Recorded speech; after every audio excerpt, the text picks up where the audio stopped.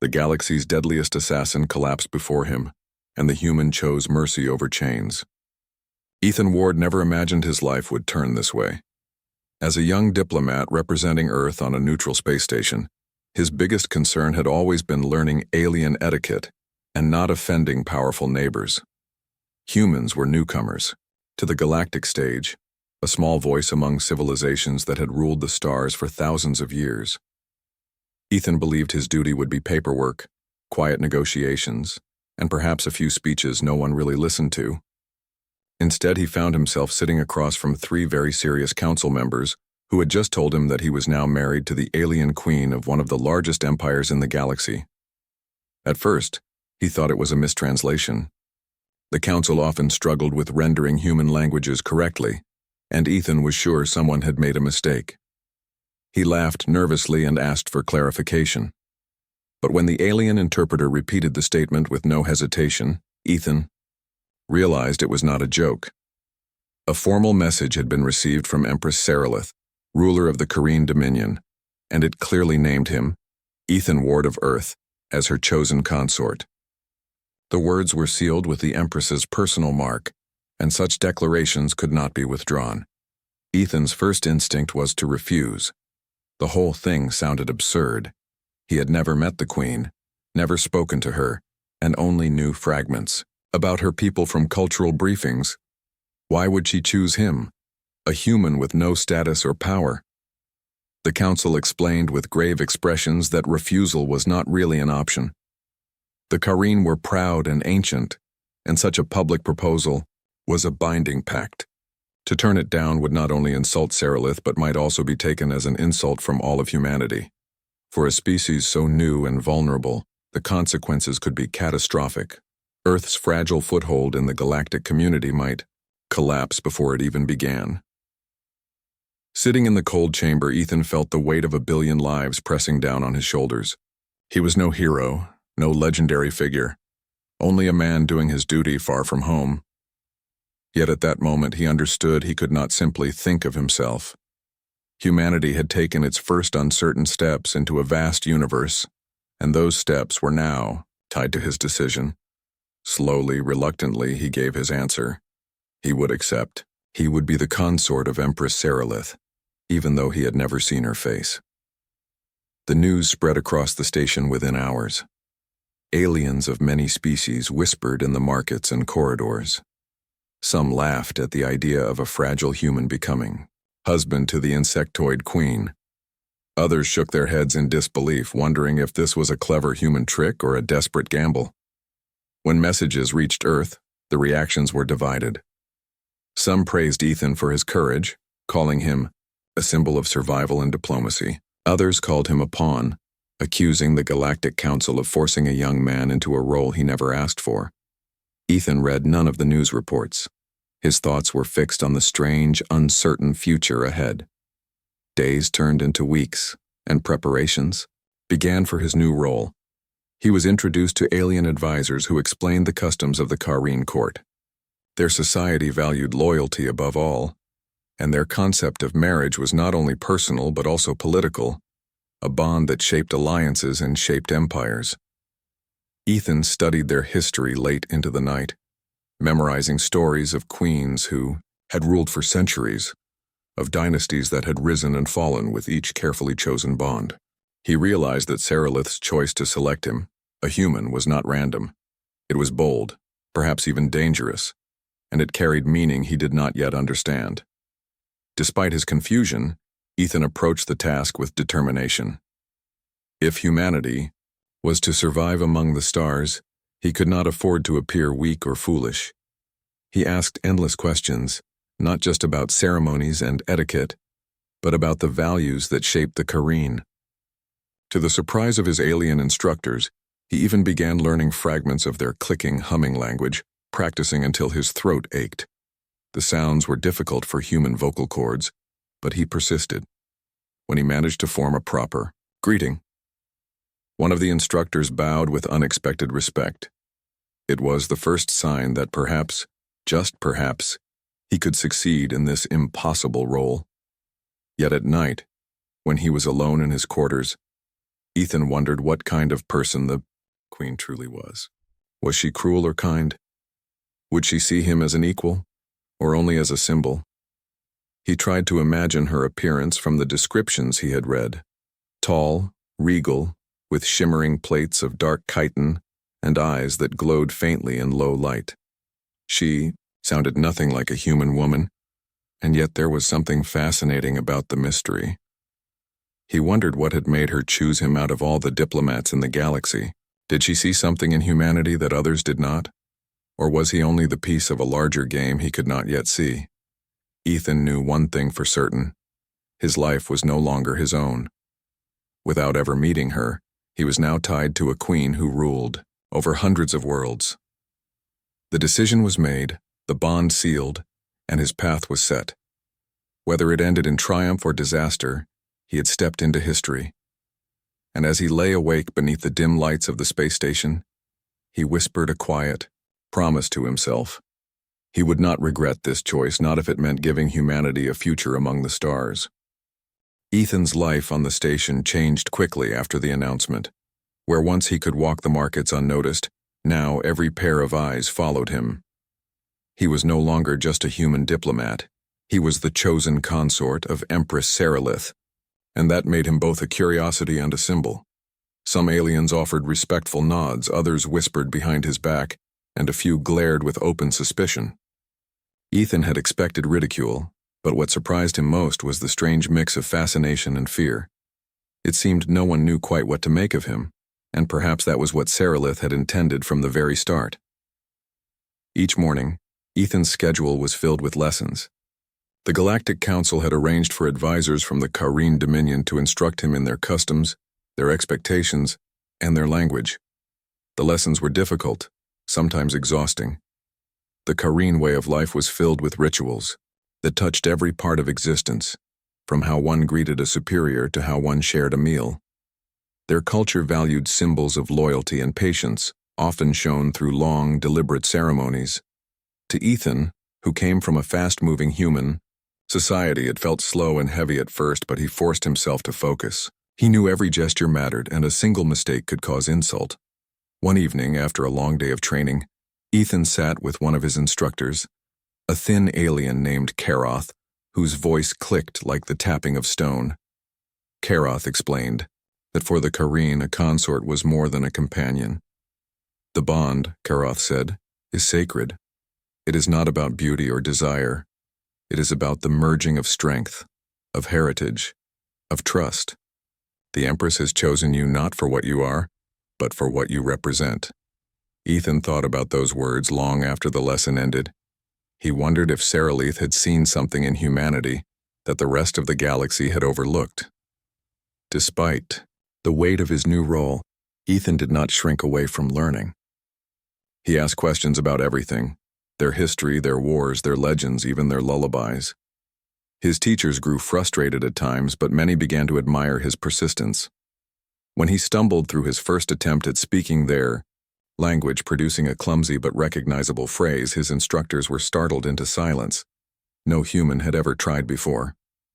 The sound was rough, but Karoth bowed slightly and admitted, "You learn as one of us."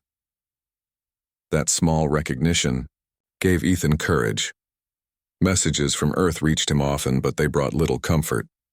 His parents wrote of their pride, though Ethan could feel the worry hidden in their words. News broadcasts from Earth debated endlessly over his marriage. Some praised him as a hero securing humanity's place among the stars. Others painted him as a captive of alien politics. Ethan tried to ignore the voices, choosing instead to focus on his studies. Deep down, he knew the opinions of Earth mattered less than the trust he needed to build with Sarilith's people.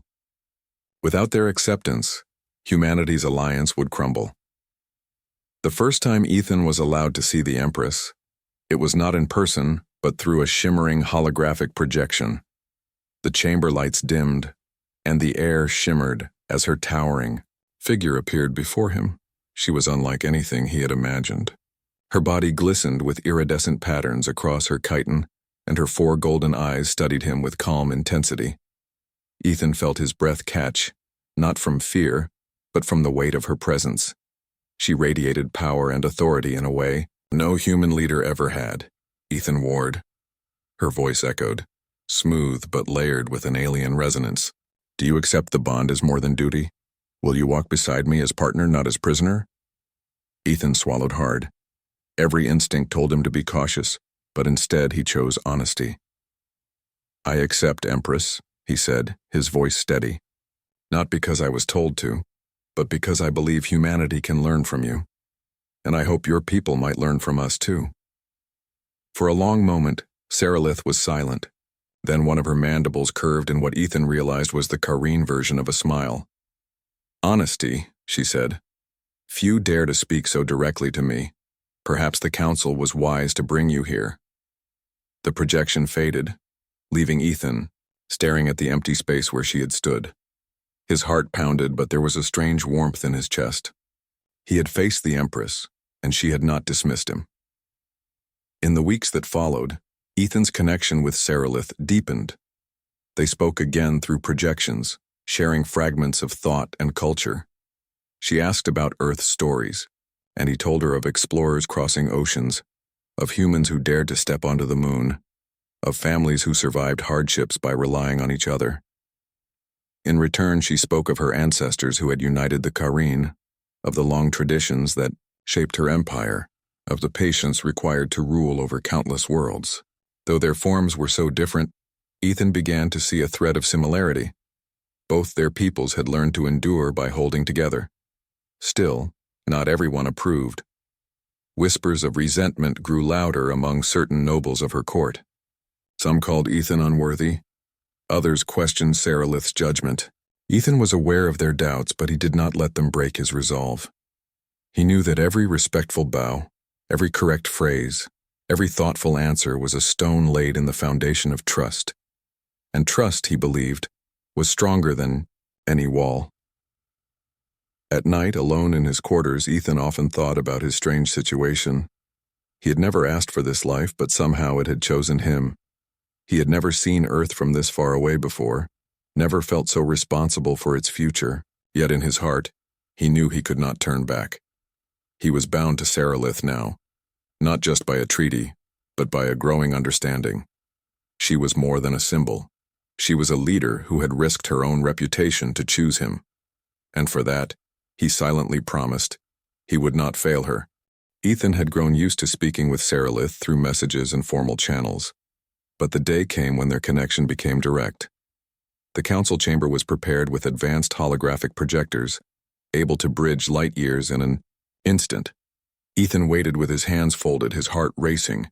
He knew he was about to see her face to face, or at least as close to it as possible without leaving the station. The air shimmered, and suddenly, she was there. Empress Saralith's image filled the chamber, tall and imposing. Her armor-like plates caught the light with a faint shimmer, and her eyes glowed softly with a golden hue. Around her form moved smaller attendants, but Ethan's focus stayed locked on her. It was strange to look upon someone so different, someone whose body bore no resemblance to his own, and yet to feel no fear. Instead, he felt a quiet curiosity, as if he had been waiting for this moment since the day he accepted the bond. For several seconds there was silence. Saralith studied him, her gaze steady, her body still as stone. Finally she spoke. Her voice came through the chamber with a deep resonance, calm, yet carrying the weight of command. Ethan, Ward of Earth, we meet at last.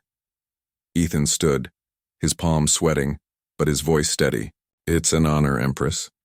She tilted her head slightly. Do you see now what you are bound to? Do you fear me? Ethan thought carefully before answering. He could not lie, not to her. I don't fear you. I don't fully understand you, but I want to. Fear won't help either of us. A quiet ripple of sound came from her attendants, a reaction Ethan did not fully understand. Saralith's eyes remained on him. Many tremble before me, even my own nobles. You do not. Humans are strange. He almost smiled. We've been called worse. For the first time, her mandibles curved faintly, the Kareen version of amusement. That small moment broke the tension, and Ethan felt himself breathe easier. What followed was not a lecture, but a conversation. Seralith asked about Earth, not its armies or its politics, but its stories. Ethan spoke of explorers who sailed into unknown seas, of scientists who studied the stars long before they could reach them, of families who built homes in harsh lands because they dreamed of a better future. He did not pretend humanity was perfect, but he showed her the strength that came from persistence and hope.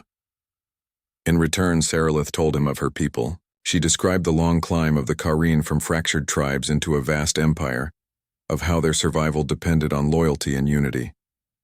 To them, a promise was not words but a bond of honor. To betray it was to lose all worth. She spoke with pride, but also with a weariness that surprised Ethan. He realized that even for an empress the burden of rule was heavy. As they talked, Ethan noticed something unusual. Her voice, though commanding, softened when she asked him questions. She did not treat him as a mere symbol, but listened as if his answers mattered. He remembered Karath's words, that a consort was more than a companion, more than a partner. Perhaps this was the beginning of something deeper. Their conversation stretched longer than expected. At last, Seralith leaned slightly closer to the projection. Ethan Ward, when I chose you, the council believed I did so for politics. They believe you are a tool to strengthen alliances. But I tell you this now. I chose you because your species defies pattern. In less than 2 centuries, you rose from reaching your own moon to standing among the stars. Where others see recklessness, I see something else. Possibility. Ethan felt a lump in his throat. He had expected duty, maybe suspicion, but not this open admission. Then I'll do my best to prove your choice wasn't wrong, he said quietly. Her golden eyes shone brighter. We will see. The projection flickered, and she was gone, leaving Ethan alone in the chamber. Yet he no longer felt the same uncertainty. For the first time since this strange journey began, he felt as if he had truly connected with her. Word of their meeting spread quickly. Many alien dignitaries were surprised the human had not embarrassed himself. Others whispered that perhaps Seralith saw something no one else did. Ethan ignored the gossip. He was too busy studying, preparing for more conversations.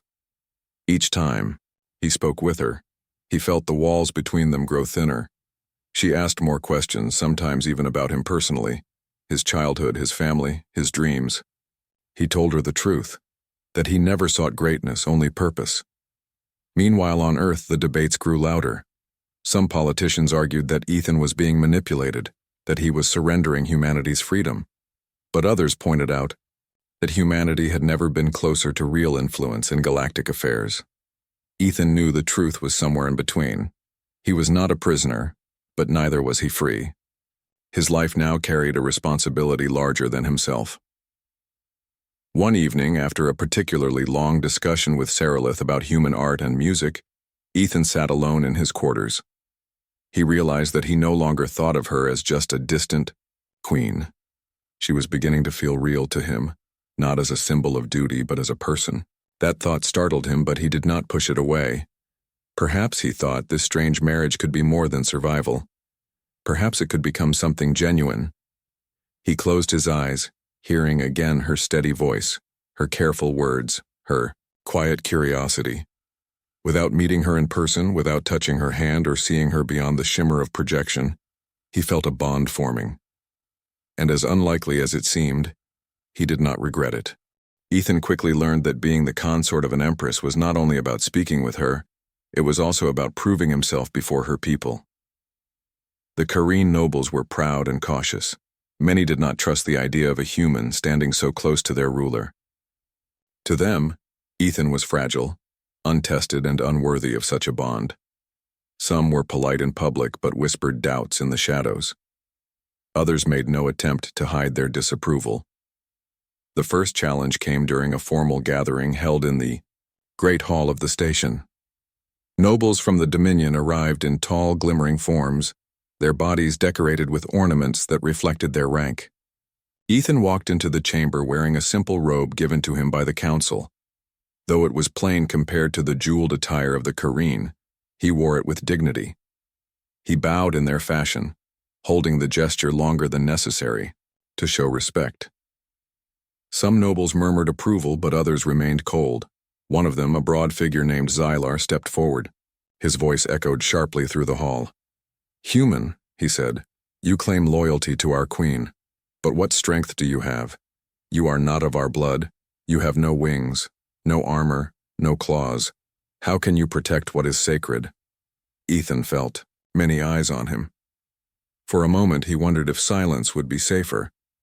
But then he remembered Saralith's words about honesty. He lifted his head and answered calmly, "You are right. I have no wings or claws. My people are not strong in the way yours are, but we have survived because of other strengths, our minds, our bonds with each other, and our will to keep going when everything tells us to stop. I cannot fight as you fight, but I can stand beside the queen in a way no one else can. That is why I am here." The hall grew quiet. Some nobles scoffed, but others studied him with new interest. Xylar's eyes narrowed. "Words are easy. Actions show truth. You must prove yourself." From that moment on, Ethan was tested in ways he never expected. The nobles did not challenge him with battles or combat.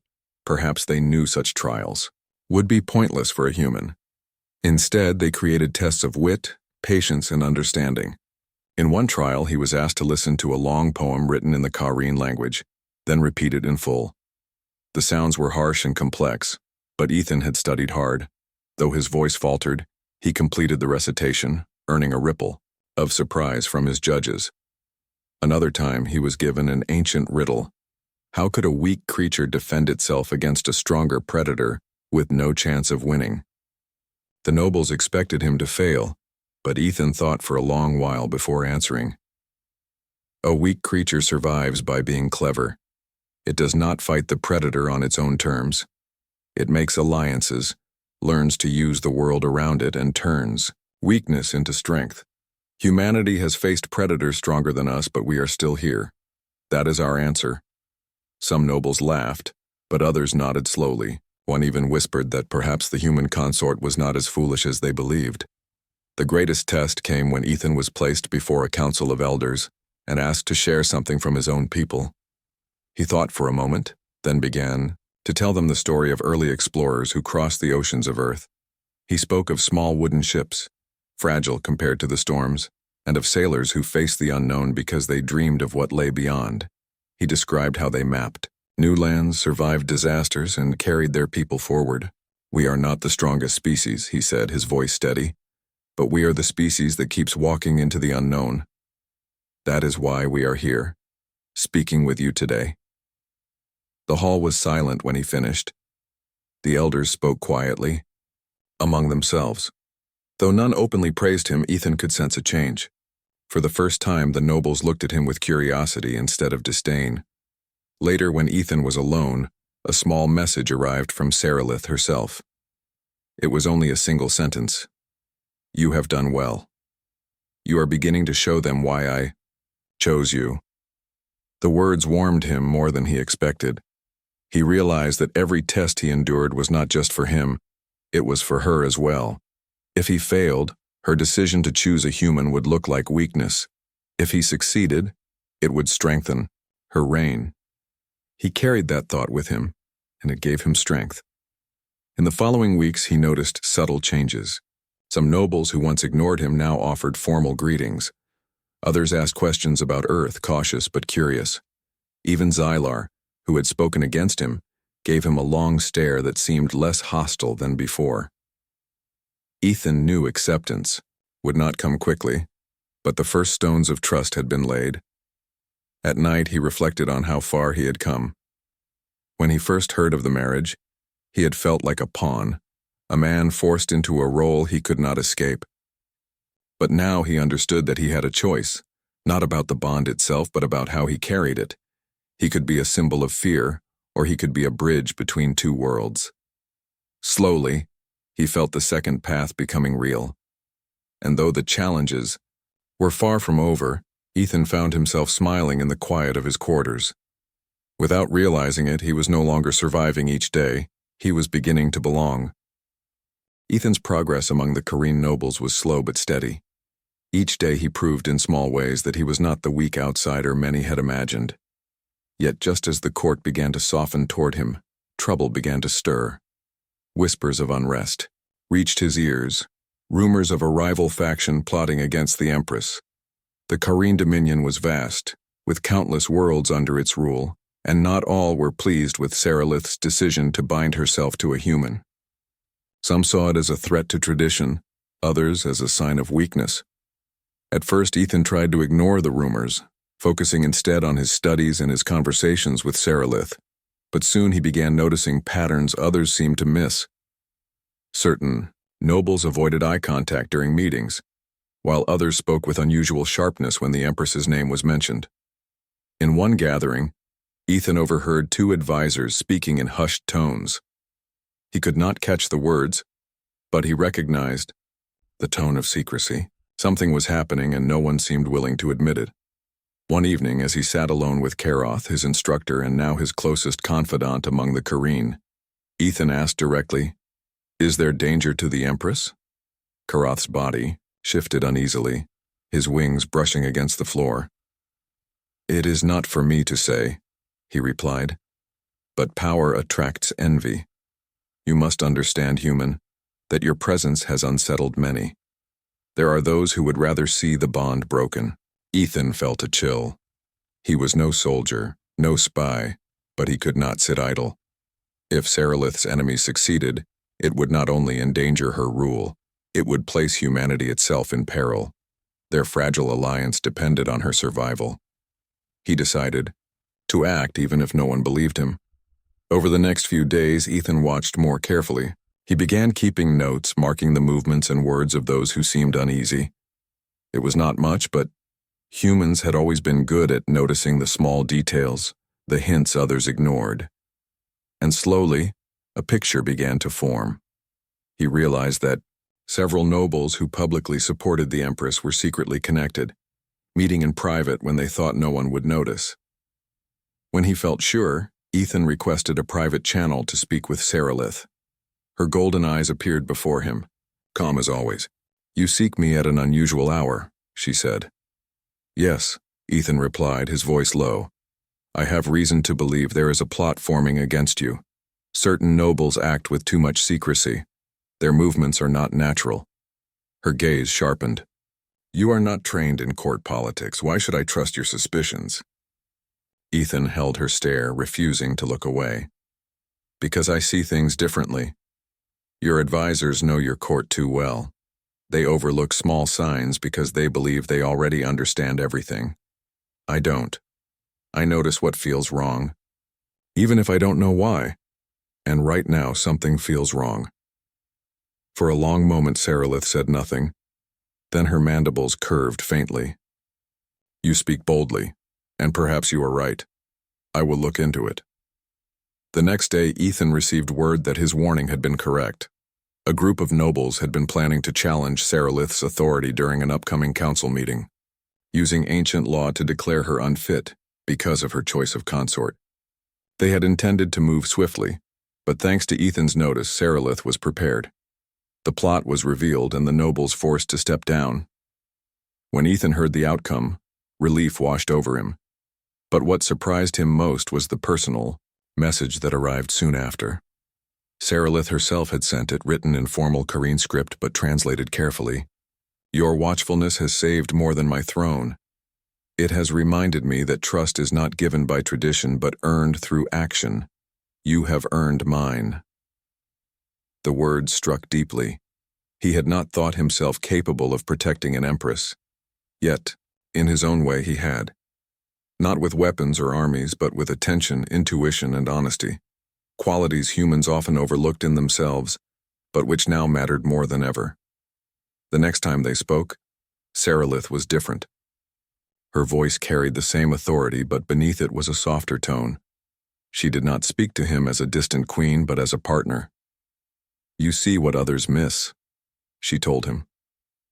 "Perhaps that is humanity's gift. You are not blinded by centuries of tradition. You remind me of the strength in change." Ethan felt warmth spread through him at her words. He realized then that their bond was no longer just about duty or politics. Slowly, trust had grown between them, as real as any promise. But even as his confidence grew, Ethan knew the danger was not over. The failed conspiracy had only been one attempt. Others would come. The Kareen were proud, and many still doubted him. Yet he also knew that Saraleith no longer saw him as a symbol forced upon her. She saw him as someone who stood beside her, willingly, ready to face the storms ahead. That night, as Ethan sat in his quarters staring out at the endless stars, he thought about the path his life had taken. Without ever meeting her in person, he had already risked everything for the Empress, and strangely, he felt no regret. Instead, he felt a quiet certainty. Whatever lay ahead, he would face it, not just for himself, not just for humanity, but for her. The day finally arrived when Ethan was called to the Kareen homeworld. For months he had spoken with Saraleith only through projections, their bond growing across distance. Now, he would at last stand before her in person. The journey was long, the kind that made many humans uneasy, but Ethan felt no fear. Instead, he carried a quiet anticipation. He wanted to see the world she ruled, the people who questioned him, and the queen who had chosen him long before he understood why. The ship descended through thick clouds that shimmered with hues of green and silver. The Kareen world was vast and alive, its skies filled with winged creatures and its cities built like great spires rising from the land. Towers of crystal and metal gleamed in the sun, connected by bridges that stretched across dizzying heights. Ethan stood at the viewport staring in awe. Earth had its wonders, but this world seemed ancient, carved by centuries of order and strength. When the ship landed, he was greeted by a line of attendants. Their bodies shone with bright markings, and they bowed deeply in the traditional style. Ethan returned the bow as he had been taught, holding the pose long enough to show respect. The attendants led him through vast halls where walls glimmered with carved patterns that told the history of the Dominion. Ethan could not read them, but he felt the weight of centuries pressing in around him. At last, he was brought to the grand court. It was larger than any space he had ever stood in, the ceiling so high it vanished into shadows, the floor polished to a mirror sheen. Rows of nobles filled the chamber, their jeweled forms glittering in the light. All eyes turned toward him as he walked, the sound of his footsteps echoing in the silence. For the first time, Ethan felt the full measure of what it meant to be the Empress's consort. He was not just a man, he was a symbol standing before an empire. And then he saw her. Saraleith sat upon a great throne at the far end of the hall. She was taller than he expected, her form gleaming with iridescent patterns that shifted with every movement. Her golden eyes glowed softly, filled with a calm power. Though he had seen her image many times, nothing compared to her presence in person.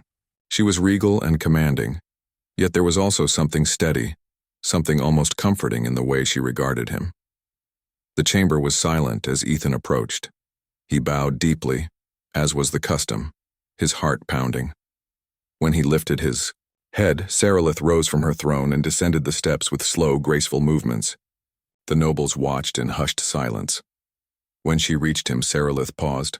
For a long moment she studied him as though weighing the worth of all humanity in his single form. Then, to the shock of the entire court, she extended her hand. It was a gesture unheard of in Kareen culture, where physical touch was reserved only for the most sacred bonds. Ethan, understanding the weight of the moment, did not hesitate. He reached out and placed his hand gently in hers. A murmur rippled through the court. Some nobles gasped, others shifted uneasily, but none dared speak. Saraleith's voice rose above the silence, steady and strong. "Here stands Ethan Ward of Earth," she declared, "my chosen consort, not by tradition, not by force, but by bond. From this day he is not an outsider, he is of the Dominion." Ethan felt a surge of warmth in his chest. He had worried for so long about whether he belonged, whether he was worthy. But in that moment, standing at her side, he realized he no longer doubted. Whatever he had been before, whatever others might say, he was now part of something larger than himself. The ceremony that followed was long and filled with ritual. Ethan repeated vows in the Kareen tongue, his voice unsteady at times but clear enough to be understood. Sarilith spoke in return, her words ringing through the chamber with unshakable authority. At the end, the hall filled with the resonant sound of Kareen approval, a low rising hum that echoed like music. Later, when the chamber was empty and the crowds gone, Sarilith stood with Ethan in a quieter hall. For the first time, there was no projection, no distance, only the two of them. She looked down at him, her eyes thoughtful. "You carried yourself well," she said. "Many doubted you would. Today you silenced some of them." Ethan gave a small smile. "I just tried to be honest. That's all I've ever had to give." Her mandibles curved faintly, the Kareen sign of approval. Honesty is a rare gift in a court of power. Perhaps it is what we need most. For a moment they stood in silence, the weight of ceremony behind them, the future ahead. Ethan realized then that he did not regret a single step that had brought him here. Against all odds, without ever knowing what it would mean, he had agreed to marry an alien queen. And now, standing beside her at last, he felt only certainty. Whatever challenges lay ahead, he would not face them alone. Ethan had never thought life could change so quickly. Only a year ago he had been just another man on Earth, unsure of his future. Now, he stood beside Sarilith, Empress of the Kareen Dominion, as both her consort and partner. The galaxy no longer looked at him as a stranger. They looked at him as proof that humans could stand with the oldest powers in the stars. The first days after the ceremony were not simple. Some nobles kept their distance, whispering their doubts in hidden corners. They believed Ethan's presence would weaken Sarilith's rule. Others feared that humanity would bring trouble into their careful order. Ethan could feel the eyes of doubt wherever he went, but he had grown used to it. What mattered was the bond between him and Sarilith. She had chosen him openly, and that trust gave him strength. Together they began their duties. Sarilith invited him into the council chamber where great decisions were made. At first, Ethan listened more than he spoke, studying the politics of the Dominion. The Kareen valued hierarchy, tradition, and careful words. Ethan was not a man of many formalities, but when he finally did speak, his plain honesty surprised the council. Instead of twisting language to hide meaning, he spoke directly, and though some found it strange, others began to appreciate the clarity. One such moment came when the council debated an alliance with another species. The Kareen spoke in circles, discussing honor and protocol, avoiding a decision. Finally, Ethan leaned forward and said, "You already know what is right. If you wait too long, fear will decide for you." His words were simple, but they cut through the noise. The council fell silent. For the first time, they looked at the human not as a guest, but as someone whose insight could matter. Outside of politics, Ethan discovered the rhythms of Kareen life. He walked through the crystal streets with Sarilith, visiting markets, where traders from across the stars brought strange foods and tools. He learned the sounds of their music, the flow of their celebrations, the meaning behind the glowing patterns on their skin.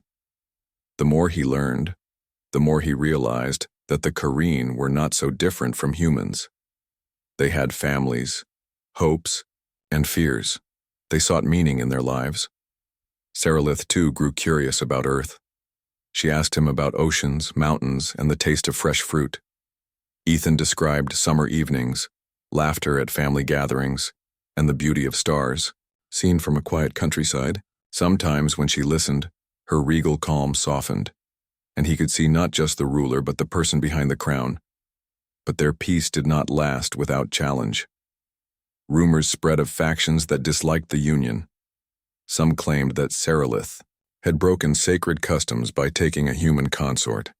Others whispered that Earth would demand too much in return for giving so little. Ethan knew they could not ignore these voices. To prove himself, he needed more than words. The chance came when a crisis struck. A mining colony at the edge of Dominion space faced a disaster. Its energy core was failing, and evacuation seemed impossible. The council hesitated, fearing the cost of sending aid. Sarilith was prepared to act, but Ethan stepped forward first. "I will go," he said. "Let me help them." The council was stunned. A human volunteering to face danger for Kareen lives. Some thought it foolish, but Sarilith supported him. Together they traveled to the colony. Ethan worked side by side with Kareen engineers, crawling through narrow tunnels, using his own ideas to solve problems they had overlooked.